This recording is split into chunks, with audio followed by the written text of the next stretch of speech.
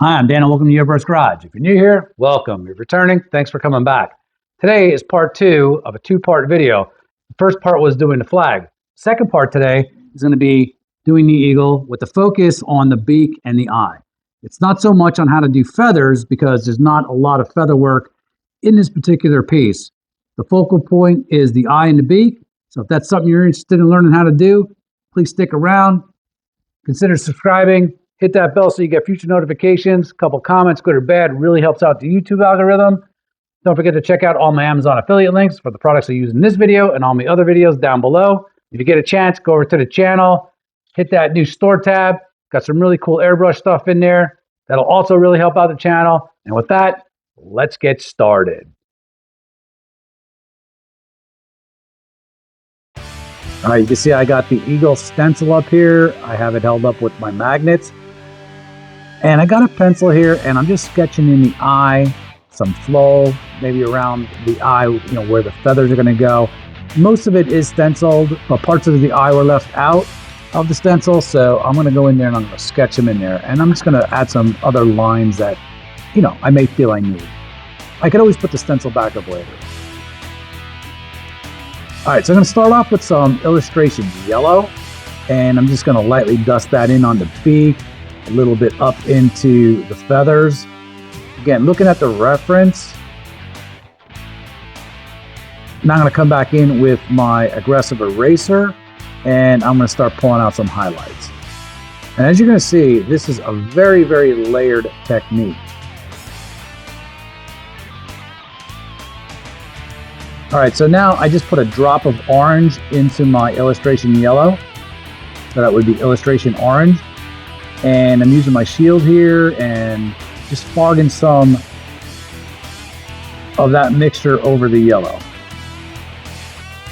And again, as I lay paint down, you're going to see me pull out my aggressive eraser a lot and just be adding texture in. I'm looking at the reference, I'm putting some random lines and dots of erasing them out, pulling out some highlights, and that's really the whole key here. You want to pull out highlights, you want to paint over the highlights, you want to bring out some more highlights, and you're going to get a very, very layered effect, and that's what gives you that real pop when you're doing illustrations like this.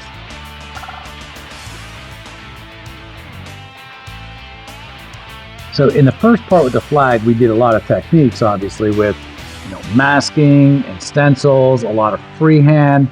Well, when it comes to doing something like this, this is where the artistic part does kick in. You got to be able to follow your reference, and you're really using this eraser just to draw it out. As you can see, I'm sizing up my reference right there and looking at color and shade. And if you lay a color down and you're not liking it, adjust your color.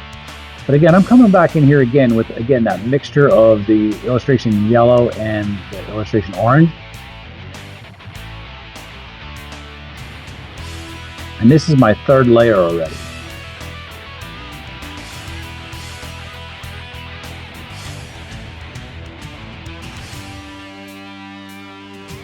That's the really cool part about the illustration paints is that they're very, you can manipulate them for quite some time. It's best if you manipulate them within, a half an hour to an hour, but I've already come back the next day, days after, a long time after, and I can pretty much still manipulate it.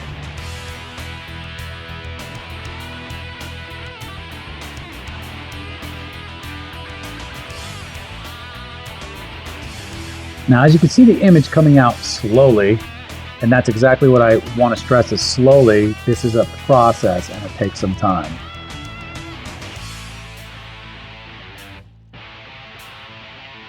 So actually, I just have regular yellow in here again without the orange, and I just wanted to mist back over that. I didn't want to go too dark too quick with the orange, so I came back in with another layer of just the yellow and started to pull out some highlights.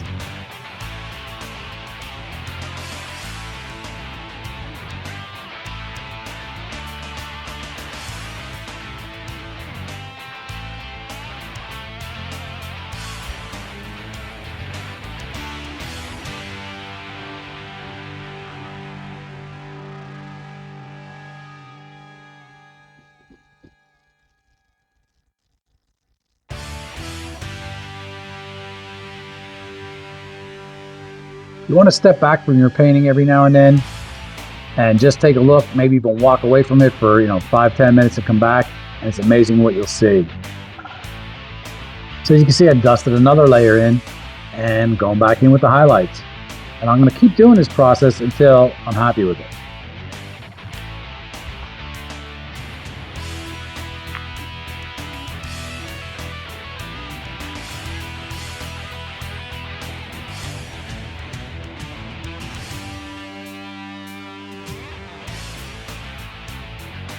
As you can see down on the front of the beak, or the lower part of the beak, it's a lot of lines, highlighted lines.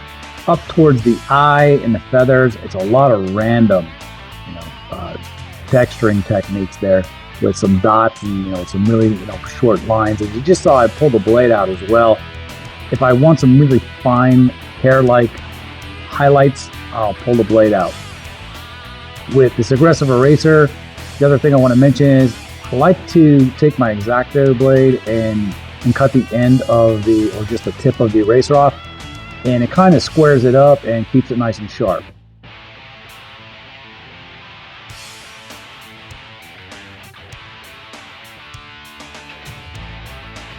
Now I'm coming in with a sepia mix.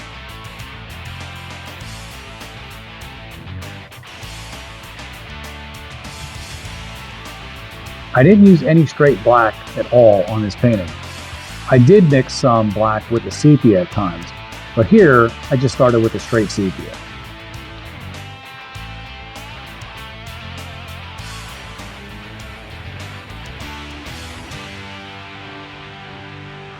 So I want some really fine texture and dots. I'm even using my weeding tool here.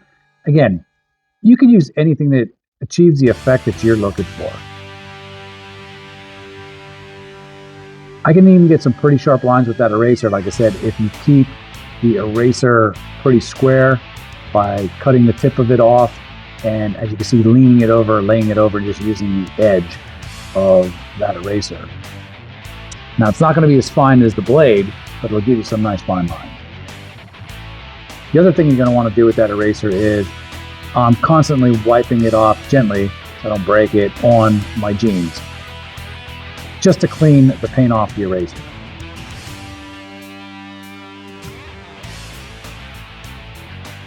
So I misspoke before. I said I didn't use any straight black. I actually did. The part I used straight black for was the eye. And you can see I pulled out a little circle template there as well, just to get the iris where I wanted it. And I'm using some shields just to get my black around the eye exactly where I want it. So I shot a little bit of yellow also in the white of the eye, so I can come in and do a little texturing. Threw a little highlight up there on the pupil of the eye. So what you really want to sell here on this eagle is that there's two main elements. It really is the beak and the eye. If you can make the beak and the eye believable, I really do think you'll be able to sell it. You do want the feathers to come good as well, but you're not going to have to spend hopefully near the time on the feathers that you're going to spend, getting the beak and the eye to look believable or where you want it to be.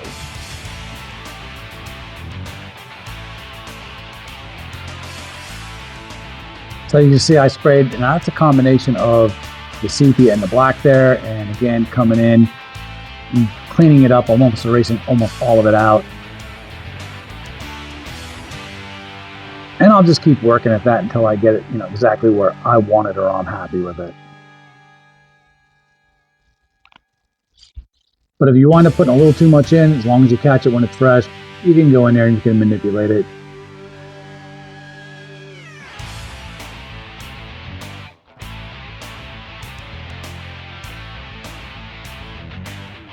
So I'm using that sepia mix to bring in some of the folds now. As you can see, the shadow underneath the top of the beak going to the lower beak, starting to bring everything out a little bit more.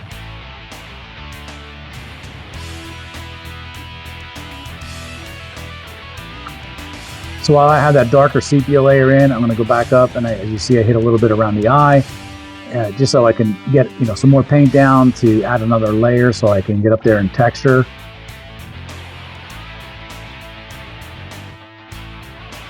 Now I'm laying that blade over really at a steep angle. I do work the blade in a way that a lot of times people, will tell me, Dan, that's dangerous, shouldn't do that. So I'm trying to be better at laying the blade down and doing some, more proper technique. You run less of a risk of, especially if you're working on paper, of cutting through your paper by laying the blade down. I happen to be on a hard surface here, so I have no danger of cutting through.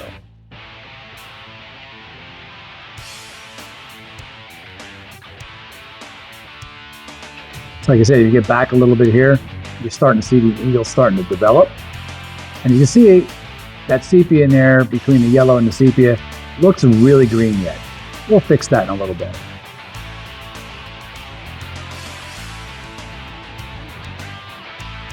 I just want to go in here with the aggressive eraser and start creating some definition, some flow of the feathers.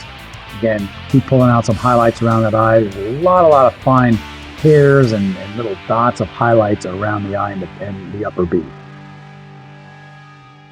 There really isn't feathers around the eye. It's more like hairs.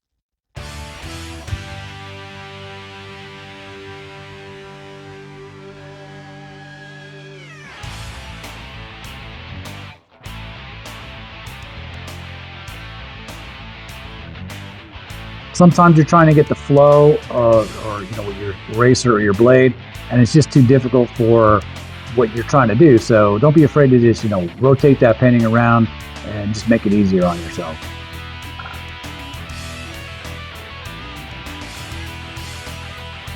All right, so I just shot a little bit of a darker sepia. What I did is I took the sepia mix and I added a drop or two of black. Start with one drop, see how it looks. If you want a little darker, go with another drop.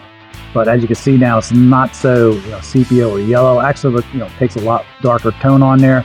And coming back and putting in my second layer.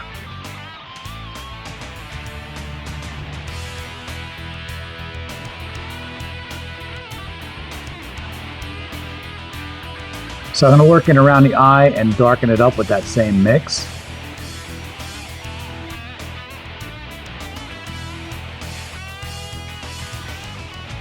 As you can see above the eye already, it has that much darker look, and you can start seeing the greenish yellow starting to fade away a little bit.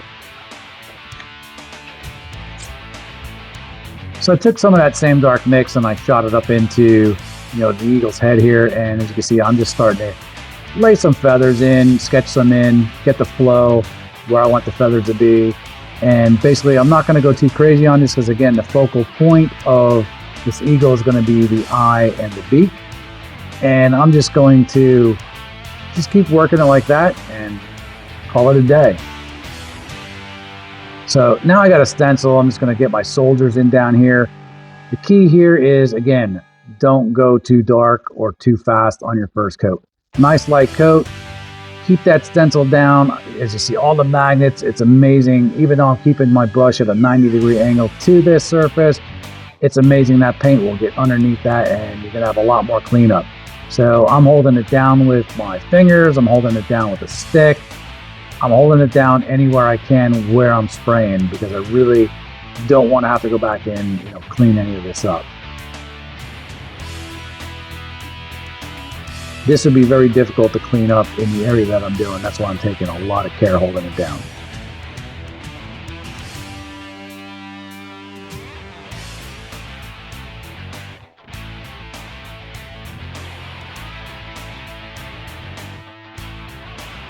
Well, all right, there you have it. Hopefully you picked up a few tips along the way on this video. If you like what you saw, consider subscribing. You guys know the drill. Got a really cool new store tab link up above. When you go into that tab, make sure you click on Shop Now. That'll take you over to the store. There's not only Airbrush garage merch in there, but there's a lot of cool, fun Airbrush sayings that are on all kinds of products. So go check them out. Anything you buy, this really helps out the channel. Appreciate it, guys. And with that, we'll see you in the next video.